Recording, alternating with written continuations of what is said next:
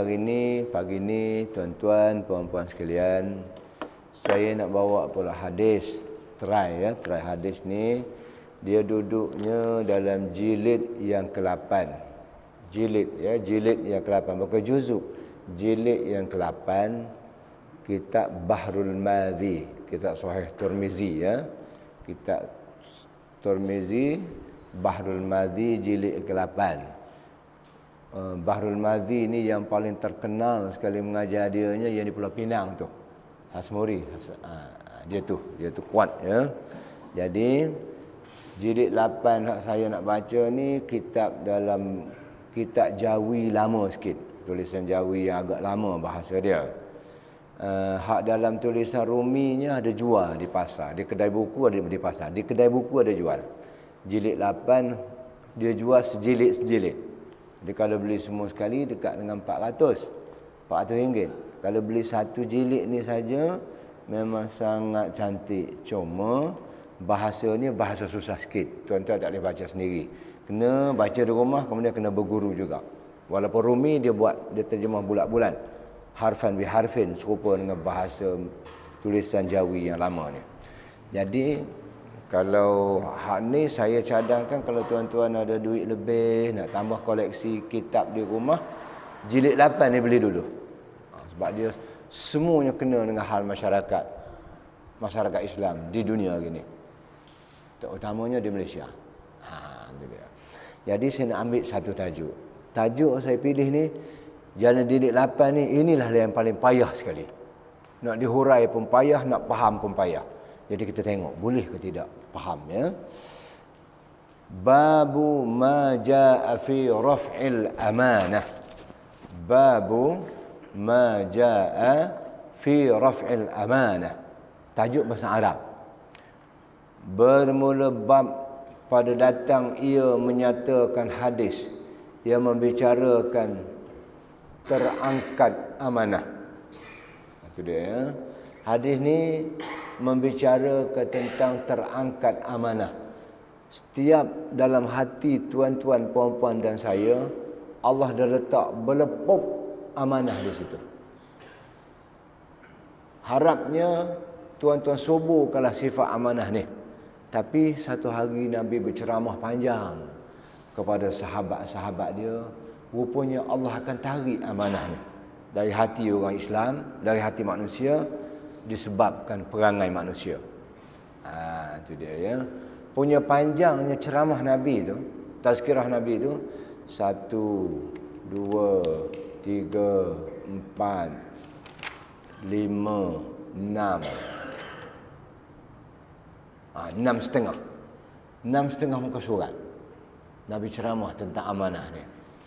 Jadi bila Nabi ceramah panjang tu, untuk zaman Nabi hurai tak perlu banyak sangat.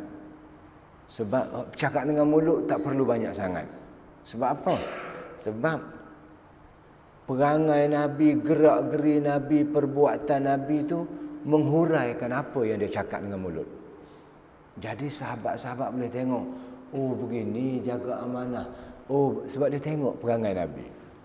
Zaman kita ni kadang-kadang cakap tu kena banyak. Sebab apa? Sebab contohnya tak berjumpa. Cerita tentang amanah dok. Kena jaga itu, jangan dia ceramah tu banyak, tapi bila tengok contoh tak berapa ada. Jadi zaman kita ni kena hurai banyak sikit. Jadi Tok Guru ni hak buat kitab Bahrul Madhi ni, Syekh Abdul Rauf, Syekh Idris Muhammad Idris Abdul Rauf Al-Marbawi Al-Azhari ni, dia mengaji di Mesir. Jadi dia habis mengaji kitab Bahrul Madhi ni di Mesir. Kitab Tirmizi di Mesir, dia tulis di sana, habis menulisnya di Malaysia. Dia mengaji habis pondok, petani pun pergi, Kelantan pun ada, semua pun ada. Jadi sekarang dia hurai dulu. Mari kita baca. Bab telah datang ia pada menyatakan hadis yang membicarakan terangkat amanah. Ketahuilah kiranya ya saudaraku, adalah dikehendaki dengan amanah di sini ialah ni satu pendapat ulama, yakni ra'yun jama'at minal ulama. Ba'dul ulama dia katakan arti amanah tu ialah tidak mengecek. Ngecek ni dah jadi bahasa tu dah. Mengecek, nak ngecek tu, nak ngecek tu. Jadi amanah ni arti dia tidak mengecek. Dia terjemah ni ulama ni ya. Tidak mengilat, tidak menipu, tidak belot dalam perjuangan. Itulah amanah. Siapa kata? Qala ba'dul ulama, berkata setengah ulama. Tuan-tuan, dengar elok. Dalam apa bab pun dalam agama ni, kebanyakannya ulama tidak sebulat kata semua sekali. Dia ada berbeza pendapat. Saya bagi contoh dulu. Bab sentuh perempuan batal wuduk. Ulama tak tahu berapa pendapat. Kata imam ni, batal wuduk bila sentuh perempuan. Kata ulama yang ini pula, jama'atun minal ulama yaquluna la, tak batal sentuh orang perempuan. Sentuh bini labi tak batal. Kata pula setengah ulama lain, batal kalau sentuh bernafsu.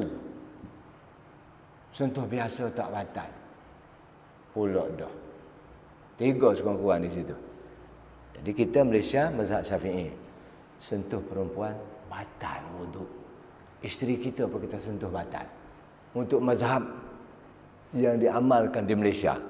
Untuk amalan peribadi tidak mesti. Untuk guru saya tu boleh kata kebanyakan nak saya mengaji, pensyarah dari Mesir ke dari India ke segala macam, sentuh isteri tak batal wuduk. Tapi saya nak murid dia batal. Bila ada wuduk, isteri nak tukar-tukar cucu. Cucu bertukar tangan. Nak pindah cucu. Jaga, saya dari semayang ni. Letak dulu cucu tu baru saya ambil. Begitu ya. Nak beritahu, ulama berbeza pendapat. Dalam arti amanah ni pun, kata ulama yang ini, arti amanah tu dia berarti tidak mengecek, tidak mengilat, tidak menipu, tidak belot dalam perjuangan. Itulah orang yang amanah. Itu dia ya. Baik. Ini kata ulama di Kota Warisan. Berkatalah pula ulama di Bandar Baru Bangi, tak. Bukan itu saja artinya, banyak lagi arti dia pun sebut.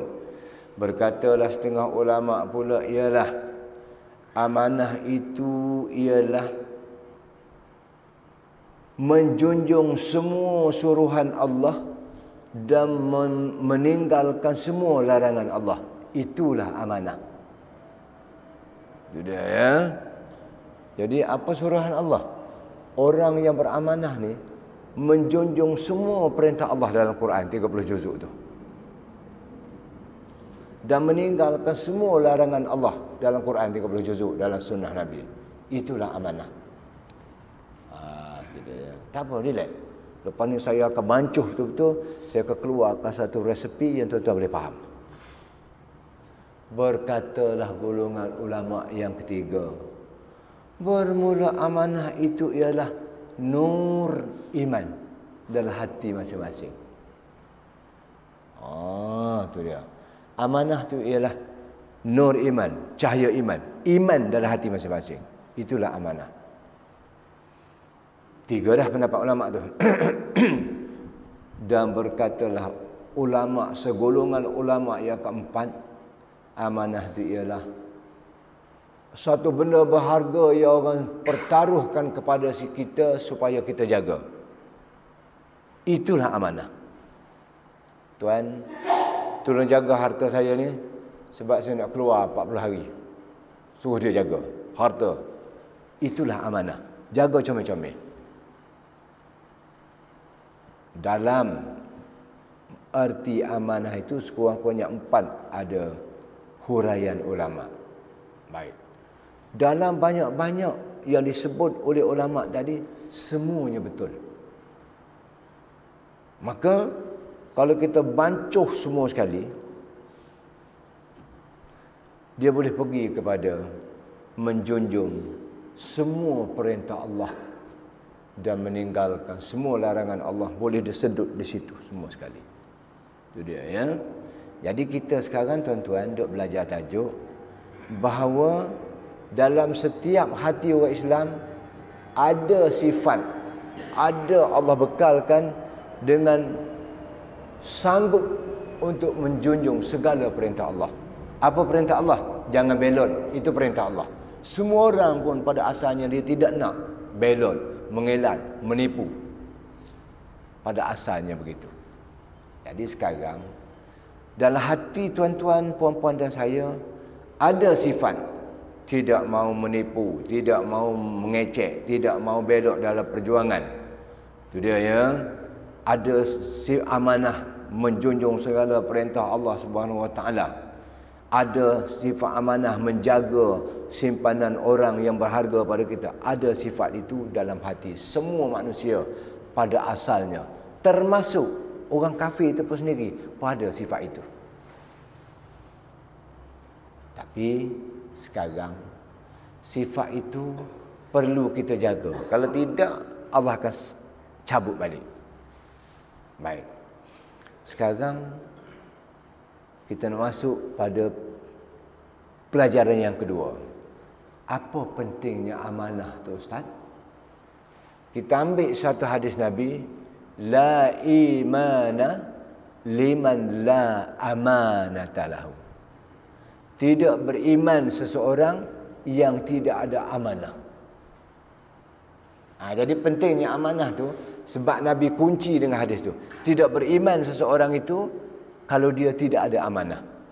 Jadi untuk hak dihurai di ulama tadi, kalau kita tukar perkataan amanah tu letak tepi, kita pasang arti-arti ni, baru kita nampak bahawa amanah tu benda yang sangat penting dalam hidup orang Islam. Contoh, la imana liman la amanata lahu. Amanah tu kita simpan, kita masuk benda ni. Tidak beriman orang yang tak ada amanah, itu artinya. Kita ambil perkataan amanah tu kita simpan. Kita pasang ke benda yang saya sebut tadi. Dia akan jadi tidak beriman seseorang itu apabila dia belot dalam perjuangan. Tidak beriman seseorang itu apabila ia suka menipu. Tidak beriman seseorang itu apabila dia tidak menjunjung titah perintah Allah SWT. Tidak beriman seseorang itu apabila dia tidak meninggalkan tegahan Allah. Tidak beriman seseorang itu, dia jadi gitu. Jadi bila bertolak dari situ, rupanya tuan-tuan, menipu misalnya, dia boleh tercabut iman. Orang yang hidup membesar dengan menipu. Orang yang mengelak, mengecet, belot dalam perjuangan ini, orang yang boleh terangkat iman dia. Itu dia. Jadi sekarang satu hari sampailah masanya, itu saya arti amanah. Jadi kita nak bertolak dari situ lah ni. Nak ambil, nak pegang amanah tu. Satu hari Rasulullah sallallahu alaihi wasallam dalam berkumpul sahabat-sahabat dia beri ta'lim, berceramah, bersabda. Sabda ni diriwayatkan oleh seorang sahabat Nabi. Jadi begini bunyi dalam bahasa Arab dia, saya baca. An Hudzaifah bin al-Yamani qala haddatsana Rasulullah sallallahu alaihi wasallam haditsaini qad ra'aitu ahaduhuma wa ana antadhiru al-akhar. Diriwayatkan daripada seorang sahabat bagi Nabi sallallahu alaihi wasallam, lagi anak sahabat Nabi sallallahu alaihi wasallam. Maknanya yang menceritakan hadis ni dia pun sahabat Nabi, ayah dia pun sahabat Nabi. Alhamdulillah bertuah dia ya, dua-dua jadi sahabat Nabi. Dia pun Islam sezaman dengan Nabi, ayah dia pun sebelum wafat, sebelum mati Islam sezaman dengan Nabi. Namanya siapa? Namanya Hudzaifah bin Yaman. Nama dia Yaman, ayah dia ya. Jadi kata ulama al-muhaddisin, ahli hadis, Hudzaifah ni banyak rahsia-rahsia hadis Rasulullah, mutiara kata Rasulullah ada dalam dada dia. Hudzaifah ni ya. Dia kata apa? Telah bercerita kepada kami satu hari itu Rasulullah sallallahu alaihi wasallam bercerita kepada kami ramai-ramai. Apa ceritanya? Cerita tentang amanah, cerita tentang Allah letak amanah kepada manusia, dan cerita tentang Allah cabut amanah dari hati manusia. Nabi bercerita, sesungguhnya sekerat daripada hadis itu aku dah lihat berlaku di zaman aku, kata. Jadi sekarang aku tengah tunggu yang sekerat lagi daripada hadis Rasulullah tu. Jadi ceritanya, sekerat daripada hadis itu telah berlaku di zaman aku. Jadi aku tengah tunggu sekarang sekerat lagi daripada hadis Rasulullah itu. Itu dia ya. Kerana apa yang disabdakan oleh Nabi sallallahu alaihi wasallam itu pernah berlaku. Okey, benda tu pastinya berlaku. Yakni pertama Rasulullah kata Allah letakkan amanah dalam setiap hati orang laki-laki. Maknanya bila Rasulullah bersabda begitu, aku dah rasa bahawa amanah tu memang ada dalam hati aku. Jadi benda tu dah berlaku. Cuma aku duk tunggu-tunggu ialah Rasulullah bercerita juga satu hari nanti amanah itu Allah akan cabut semua sekali daripada hati orang laki-laki. Jadi hak tu aku duk tengah tunggu ni. Nak berlaku pada bila masa. Baik. Kemudian dia kata apa? Bahawa amanah dengan arti kepercayaan, yakni berarti tidak belot itu, dia hurai satu daripada huraian yang mengikut arti yang ulama yang pertama tadi. Mula-mulanya ada pada sekalian laki-laki, dan dalilnya ialah sabda Rasulullah SAW bahawa Allah turunkan amanah itu diam tinggal di tengah-tengah hati setiap laki-laki. Ini Rasulullah sabda bahawa amanah itu Allah letak di tengah-tengah hati setiap laki-laki. Maka amanah itu pada asalnya di hati laki-laki dengan tak perlu belajar ia. Sifat amanah itu pada asalnya tak belajar dari mana-mana pun ada dah Allah letak dalam hati kita. Itu dia ya. Tetapi thumma nazalal Quran fa'alimu minal Quran wa 'alimu minas sunnah. Kemudian daripada sudah turunnya amanah itu dalam hati setiap laki-laki mukmin, di sini orang, maka turun pula Quran. Kemudian turun pula sunnah Nabi. Yang dibaca Quran, yang dibelajar sunnah Nabi itu, maka mengetahui mereka itu dari Quran dan hadis. Sifat amanah yang ada yang Tuhan lekatkan dalam hati itu dalam bahasa huraian, maka dia boleh pergemukkan lagi, dia boleh perluaskan lagi, dia boleh alimkan lagi, perkemaskan lagi sifat amanah itu apabila mereka belajar dari Quran, belajar dari sunnah. Jadi untuk nak jaga amanah tu, dengan kata lain iman pun boleh, nak jaga iman tu supaya sentiasa hebat, kuat, maka orang ni dia mula belajar dari, dia kena belajar dari Quran, dia kena belajar daripada sunnah Nabi. Pada asalnya ada, tapi ada tu kita kena perkuatkan dengan belajar dari Quran, belajar dari sunnah. Sebab itulah saya ambil kesimpulan, sekali-sekala saya akan baca tafsir, sekali-sekala saya akan baca sunnah Nabi. Sebab Nabi sebut amanah ataupun iman ataupun boleh percaya, tidak jahat, tidak menipu, tidak apa itu, boleh kekal dalam hati kita apabila kita belajar dari Quran, belajar dari sunnah. Saya dah sebut dalam kuliah subuh saya yang pertama dulu, belajar dari Quran ni bukan arti belajar lagu Quran saja. Bismillahirrahmanirrahim, baca tu tak. Belajar dari Quran ni ialah belajar baca Quran dan memahami intisari Quran itu. Itu yang boleh menolong hati kita, boleh memperkemaskan amanah ataupun iman, cahaya baik yang ada dalam hati kita. Sebab tu tuan-tuan sekalian, orang Islam ni tak boleh lekang dengan majlis ilmu. Kalau tuan-tuan ni orang yang biasa mengaji, tiba-tiba sebulan tak mengaji. Orang yang biasa mengaji, biasa dengan majlis ilmu, kalau sebulan dia tak mengaji, dia akan rasa betul-betul dunia ni kosong. Kosong, tak ada apa pun. Makan nasi dagang pun tak berasa nasi dagang. Sebab apa? Biasa dia makan nasi dagang lepas majlis ilmu. Jadi bila pergi makan saja tak mengaji, dia akan rasa lain dah. Umnya tak mari. Jadi tuan-tuan, itu orang yang amanahnya terjaga. Orang yang amanahnya dah mula nak hancur, aku serabut sungguhlah. Bulan dulu hari Minggu ada dah kuliah subuh. Bulan ni ada pula dah kuliah subuh hari tiap-tiap minggu. Orang macam ni amanah dia tunggu masa je nak hancur. Dengan kata lain, iman dia tu tunggu masa je nak tercabut semua sekali. Jadi tuan-tuan, bertuahlah.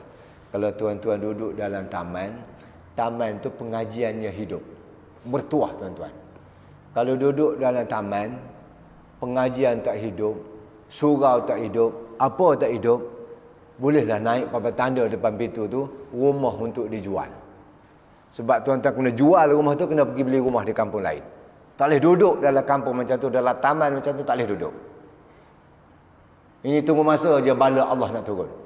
Sebab tu, kita jadi AJK surau, kena kemaskan betul-betul pergerakan hak ada dalam surau kita. Supaya dia berjalan dengan betul, supaya amanah yang ada, iman yang ada tu sentiasa kekal. Ya? Satu. Jadi belajarlah. Belajarlah kita dari Quran, belajarlah kita dari hadis. Saya dah belajar dah dari Quran. Tok guru saya Syekh Toha. Syekh Toha ni pensyarah dari Mesir. Cakap Melayu sepatah tak tahu. Mengajar memang sangat payah. Nak faham sejam dia mengajar tu sangat susah. Tapi boleh lulus juga sebab dekat nak periksa dia beritahu ayat-ayat yang awak kena bacanya ni. Huraian yang awak kena bacanya ni. Hafal saya boih mulut. Jadi boleh lulus. Alhamdulillah ya. Kemudian hadis belajar juga dari Syekh Muhammad Daud Iraqi. Syekh Daud Iraqi Kelantan tu tok guru saya tu. Syekh Muhammad Besi Berani. Orang panggil Mak Besi Berani pun tok guru juga. Mak Besi Berani Allahumma dah meninggal dah. Itu dia. Syekh tok guru ni Aziz terpada sikit. Mengajar dengan dia, mengaji dengan dia. Belajar itu. Jadi tuan-tuan pun kena belajar juga. Baik. Setakat ni begini tuan-tuan. Pelajaran yang nak semat dalam dada. Nombor satu, sifat amanah. Keimanan yang sempurna tu, cara nak sempurna iman tu dah ada dalam hati masing-masing. Cuma dia kena perkemaskan lagi dengan banyak mengambil ilmu dari Quran, dengan banyak mengambil ilmu dari sunnah. Setakat tu Nabi duk bersabda ni. Kemudian macam manakah Allah turunkan amanah itu? Allah turunkan sifat baik, sifat iman yang sempurna tu dalam hati manusia. Jawabnya begini ya. Jawab dia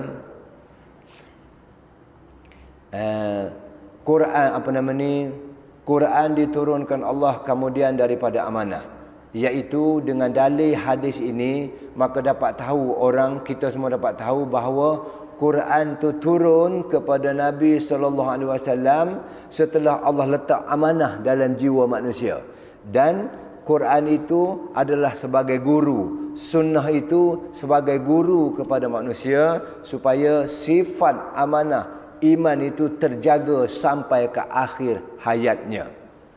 Pada asalnya amanah itu tak perlu belajar dari mana-mana, tapi dengan Rahman Rahim Allah SWT diturunkannya Quran, dihantarkannya Rasul dengan sunnahnya supaya kita dapat kekal iman yang ada dalam hati, sifat beriman, sifat amanah yang ada itu supaya kekal ia sampai hari kiamat, supaya kita bertemu Allah dengan bawa iman depan Allah SWT. Jadi sekarang thumma haddatsana an raf'il amanah. Bila dah sudah hak tu, Huzaifah kata, hak tu dah berlaku dah. Yakni semua aku dah tengok. Macam mana Rasulullah ajar Quran pada kami, macam mana Rasulullah sunnah Nabi tu aku tengok. Jadi hak tu berlaku dah depan mata aku. Sekarang hak yang kedua, hak aku duk tunggu ni, Nabi terus berceramah. Thumma haddatsana an raf'il amanah. Kemudian selepas tu Rasulullah bercerita pula kepada kami bahawa macam mana amanah itu akan terangkat dari jiwa manusia. Bila terangkat amanah ni maknanya terangkat iman tuan-tuan. Bila terangkat iman maka orang tu akan azabun azim, di akhirat nanti dia akan kena azab. Terangkat amanah itu bagaimanakah kaifiatnya? Kata ulama. Maka ulama berhurai. Sebab Rasulullah bersabda, faqala yanamur rajulun naumata fatuqbadul amanatu min qalbihi fayadhalun athruha al-waqta. Kata ulama, adalah mula-mula Allah SWT angkatkan daripada orang-orang Islam itu amanah ialah dengan hilangnya kepercayaan seseorang kepada seseorang. Mula-mula cara Allah angkat amanah ni kata Nabi ialah apabila mula seseorang itu mula tak percaya kepada seseorang. Dalam masyarakat kampung tu semua sekali tidak percaya di antara satu sama lain. Maka bila ada perasaan tak percaya pada orang ni, maknanya amanah dah mula nak terangkat. Jadi setakat tu,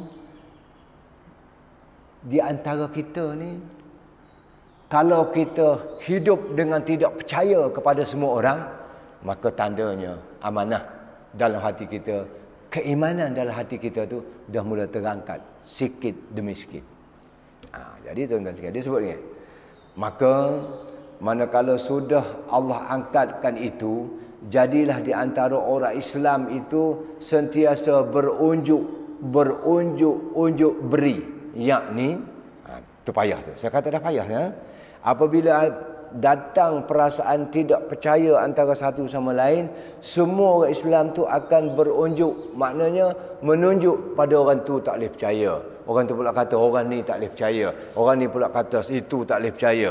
Dia ni kata Tok Imam pun tak boleh percaya. Tok Imam kata anak mukim aku ni tak boleh percaya. Pemimpin kata rakyat aku ni tak boleh percaya. Rakyat pula kata pemimpin ni tak boleh percaya.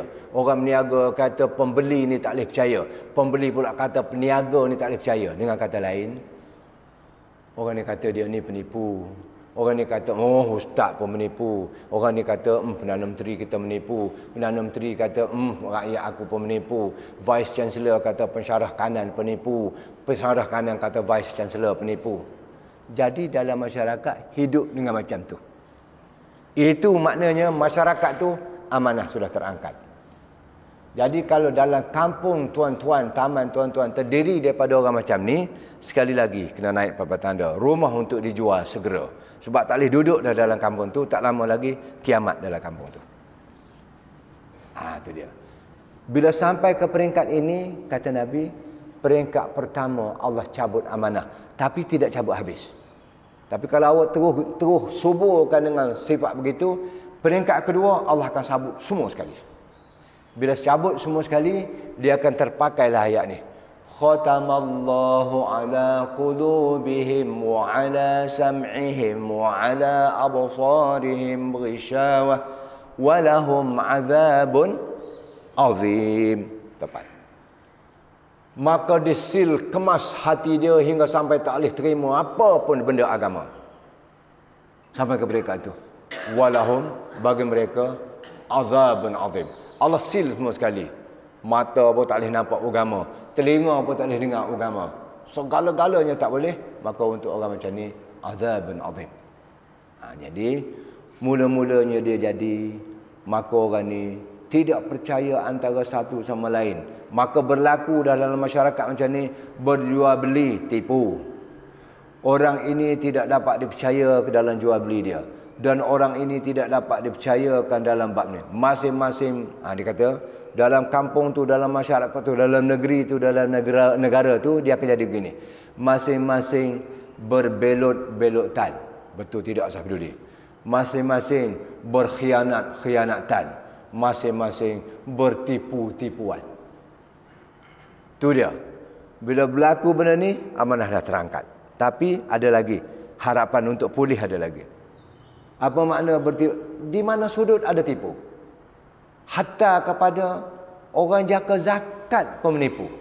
Orang jaka duit zakat pun tipu. Dia larinya duit zakat. Hatta kepada bendahari masjid pun menipu. Kalau sampai ke peringkat tu habislah. Suami tipu isteri. Isteri tipu suami. Jadi sampai ke peringkat tu. Sekiranya seorang mukmin itu harap percaya kepada kawannya. minta tolong kepada satu hal amanah kepada kawannya, maka ditipu helat oleh kawannya itu. Percaya pada kawan, kawan makan kawan. Orang Melayu lama kata harapkan pagar, pagar makan padi.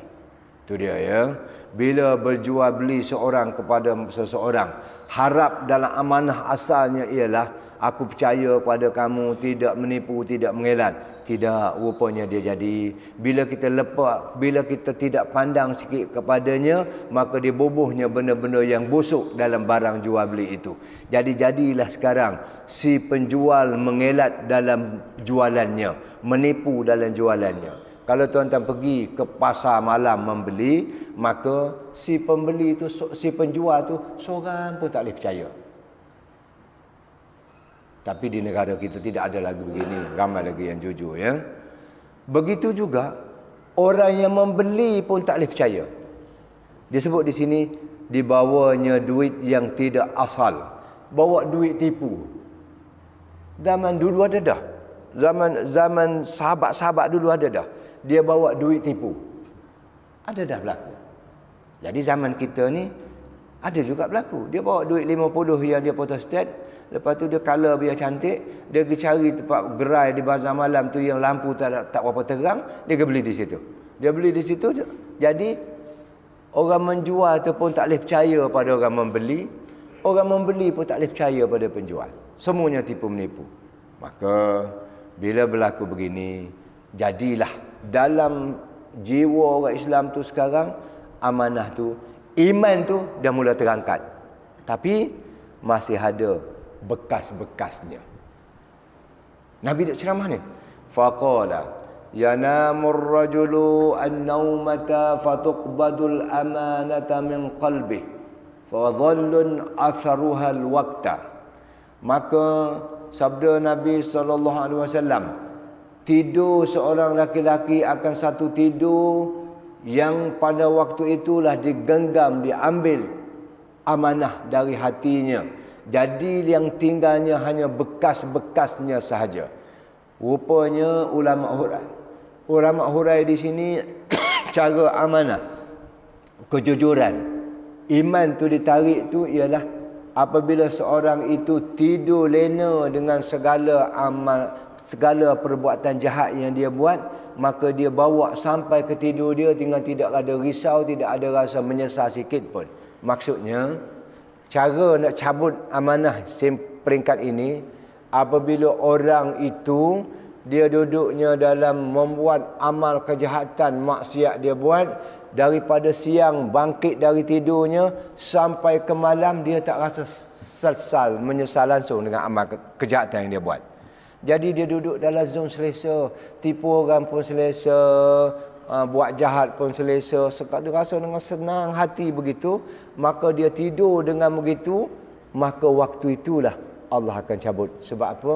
Dia ni daripada mula bangkit dari tidur sampai kegiatan aktiviti dia sehari hingga membawa kepada tidurnya, dia dalam melakukan benda-benda yang dilarang oleh Allah. Maka dalam masa inilah sifat itu Allah akan cabutkan amanah itu hingga sampai semua sekali. Tadi ada bakat-bakat. Dalam duk buat-buat tadi ada bakat-bakat. Sekiranya dia masih ada lagi sifat menyesal, ada lagi rasa nak taubat, maka bakat untuk iman tu disuburkan balik ada. Tapi kalau orang ni sikit pun tak menyesal dalam hidupnya, dalam melakukan kejahatan tu, amalan hidup dia tiap-tiap hari, tak menyesal, tak apa. Nak menyesal macam mana? Dia mengaji pun tidak. Nak menyesal macam mana? Benda tu adalah boleh memberi kekayaan pada dia. Nak menyesal macam mana? Tafsir dia tak belajar. Nak menyesal macam mana? Tasawuf dia tak belajar. Maka orang macam ni, dia hidup dengan begitu sepanjang masa, maka sampailah masanya khatamallahu ala qulubihim.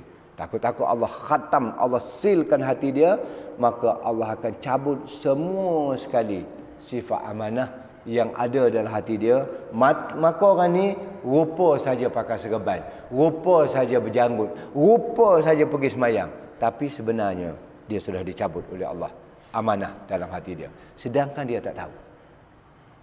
Bila sampai ke perangkat ini, Maka Rasulullah SAW dihurai oleh ulama, amanah itu diangkatkan habis sama sekali pada kali yang kedua. Demikianlah dalam hadis yang berikutnya. Hak ni lah hak Huzaifah duk tunggu. Angkat semua sekali ni tak berlaku zaman Nabi. Dia berlaku, hak Huzaifah duk tunggu bila masa nak berlaku. Kerana angkat Allah Ta'ala pada mula kalinya ada tinggal lagi bekas-bekas bakat-bakat untuk tempat duduk amanah itu.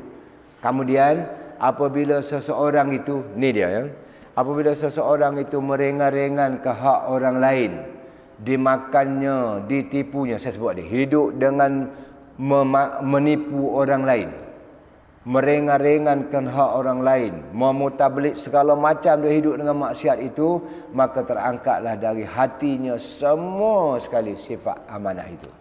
Maka Rasulullah SAW teruskan dengan satu tunjuk cara. Rasulullah mengajar ni lain. Bila dia ceramah, sekarang aku nak tunjuk cara macam mana habisnya amanah itu daripada hati kamu. Thumma akhadha hasatan fadahrajaha ala rijlihi qala fayusbihu an-nasu yatabaya'una la yakadu ahaduhum yuaddi al-amanah hatta yuqala inna fi bani fulani rajulan aminan. Maka Rasulullah pun, saya boleh bangun ke saya ni? Saya bangun ya. Sepatutnya kena bangun sebab Rasulullah dia tunjuk ya, dia tunjuk cara. Dia tunjuk caranya bila dia tunjuk bahawa semua sekali itu habis amanah itu, Rasulullah tunjuk kaki dia. Dia tunjuk kura kaki dia ni. Orang panggil kura kaki, atas kaki ni kan. Rasulullah ambil batu sebiji, batu. Rasulullah ni bila dia ceramah, kalau dalam masjid pun ada lah batu-batu tu sebab masjid Rasul tidak ada kapet. Jadi kalau dia ceramah mengajar sambil-sambil dalam perjalanan, pergi meniaga ke pergi keluar ke mana-mana, maka ada lah batu tu. Beginilah Allah cabut, Allah habiskan semua sekali amanah dalam hati orang Islam bila dia hidup dengan penuh dengan kejahatan ni.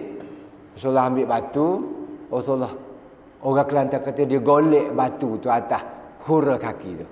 Gini cara dia. Dia golek batu, dia ambil tu, dia golek batu, dia tenyih batu tu atas kaki dia hingga sampai tak ada apa pun. Batu ni Rasulullah kata batu panas kata. Bila aku golek atas kaki aku ni, dia akan hangus, licin habis, tak ada apa pun yang tinggal. Dalam bahasa huraian, kalau ada bulu kaki pun, bulu tak ada sorak, habis semua sekali. Begitulah sampai ke peringkat Allah akan cabut amanah. Cabut amanah ni dalam bahasa lain cabut iman dari hati kamu. Kalau sekiranya kamu duduk dengan rasa gembira dengan menipu, mengelat, belot, tidak menjunjung segala perintah Allah, segala benda-benda yang Allah kata haram awak buat, segala benda yang Allah kata wajib awak pilih-pilih ataupun awak tak buat langsung. Menipu segala macam itu, nasi makan minum awak tiap-tiap hari. Kalau beginilah cara hidup awak, sampai ke masanya Allah akan cabut semua yang ada dalam hati awak. Jadi tuan-tuan sekalian, bila Rasulullah hurai begitu, akhir ni Rasulullah kata, akhir untuk hari inilah. Maka Rasulullah kata, hingga sampai inna fi waqala yuqalu an-nas inna fi bani fulani rajulan aminan.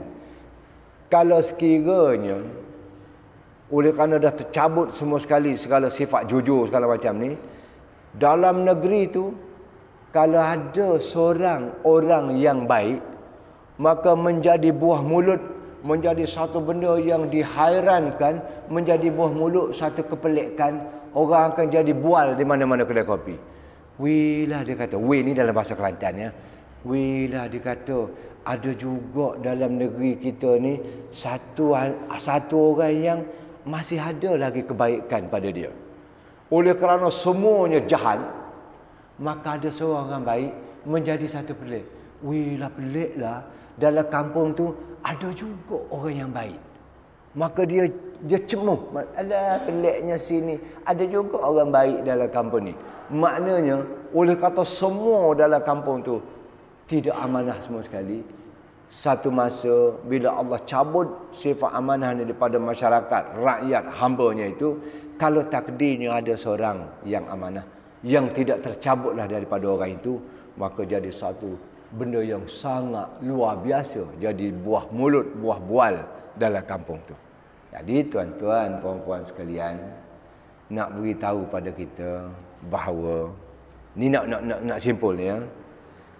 Sifat nak jadi orang beriman, orang baik, ahli syurga tu ada sejak mula kita dilahirkan.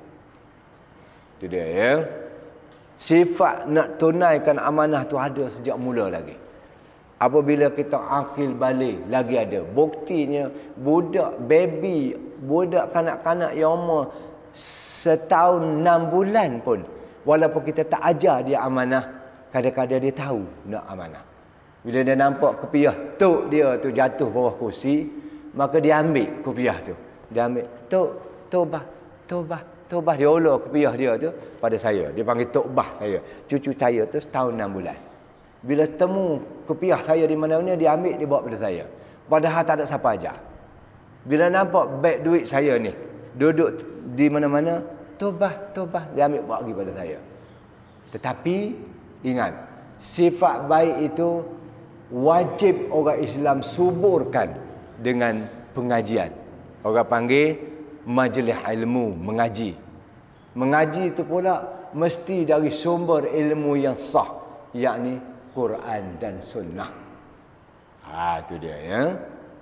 Jadi seolah-olahnya nikmat Allah yang paling besar pada kita ialah amanah tadi. Dia jangan lupa, bila itu amanah itu nikmat Allah pada kita, di mahsyar nanti Tuhan tuntut balik amanah itu.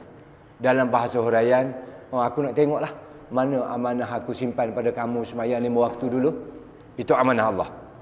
Dia nak tengok mana amanah aku yang aku simpan pada kamu supaya jangan menipu sewaktu di dunia dulu. Jadi kalau kita pergi ke mahsyar, bawa menipu orang, bawa semayang pun tak buat, maka apa kita nak? Hantar balik amanah Allah itu pada dia. Okey, tuan-tuan, puan-puan sekalian, untuk orang-orang yang rasa amanah tu benda biasa, kena ingat hadis Nabi, la imana liman la amanata lahu. Tidak ada iman bagi orang yang tidak ada amanah.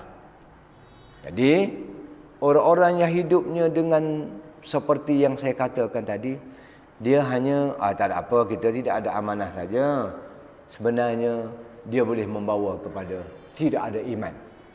Sebab itulah tuan-tuan, puan-puan sekalian, hak ni tuan-tuan dengan Allah saja tahu. Saya tak tahu. Macam mana hidup tuan-tuan, saya tak tahu. Maka terserahlah pada tuan untuk menjawab dengan Allah SWT di mahsyar nanti. Jadi sebelum tibanya saat itu, kalaulah ada sifat-sifat itu yang terpalit pada kita sikit-sikit, maka hendaklah kita cepat-cepat astaghfirullahalazim, bertaubat, minta dengan Allah supaya kita kembali ke pangkal jalan dengan amanah tu kekal lagi bertapak dalam hati kita. Saya sebut dah dalam kuliah subuh yang pertama dulu, sekurang-kurangnya 10 kali setiap kali sembahyang 5 waktu kita astaghfirullahalazim, insya-Allah maka sifat kita itu akan jadi sentiasa kekal dengan orang yang baik itu. Jadi tuan-tuan sekalian, itu separuh hadisnya. Separuh hadis lagi kita akan sambung insya-Allah. Selang-seli gitulah. Wa hatta yuqala ar-rajul ma ajladahu adrafahu aghlaqa. Banyak lagi hadisnya, kita akan sentuh pada pelajaran yang akan datang insya-Allah ya. Jadi tuan-tuan sekalian, hadis ni hak saya baca ni hadis yang paling susah untuk nak faham dan untuk nak hurai. Saya try. Jadi kalau berlakunya dalam kuliah subuh pagi ni tuan-tuan tak berapa faham, itu bukan salah tuan-tuan. Salahnya ialah penyampaian tu tak sampai lagi. Maknanya nak tak sampai lagi pada hak tuan-tuan nak. Jadi tuan-tuan kena mengaji lagi lah. Kalau ada Tok Guru pakai hadis yang hebat-hebat lagi, tuan-tuan kena mengadap dia. Macam mana huraian hadis ni tuan? Saya dah mengaji dengan seorang ustaz dulu, tak dapat 100% lagi. Baru 35% dapat. Tuan-tuan kena mengaji. Sebab Nabi pesan tadi, amanah tu jadi gemuk bila mengaji dengan sunnah dia. Ni sunnah Nabi lah dalam ni. Benda tu benda payah. Jadi pelan-pelan tuan-tuan ya. Jangan jemur, nampak jadual tu penuh. Jangan lupa siapa saja datang mengajar, tuan-tuan bagi dengar dengan baik. Ya, mari dengar dengan hati yang nak belajar, insya-Allah amanah tu sentiasa ada. Iman tu sentiasa gemuk dalam hati tuan-tuan. Itu saja pelajaran kita hari ini. Yang baik itu dari Allah Subhanahu Wa Taala, yang tak baik itu, yang tak kena itu daripada kelemahan saya sendiri. Subhanakallah bihamdika, asyhadu an la ilaha illa anta, astaghfiruka wa atubu ilaik. Bismillahirrahmanirrahim. Al-'asr, innal insana lafi khusr illa alladhina amanu wa 'amilus solihat wa tawashaw bil haqqi wa tawashaw bis sabr. Assalamualaikum warahmatullahi wabarakatuh. Sallallahu ala Muhammad sallallahu alaihi wasallam. Sallallahu ala Muhammad sallallahu alaihi wasallam. Ya Nabi salam alaika.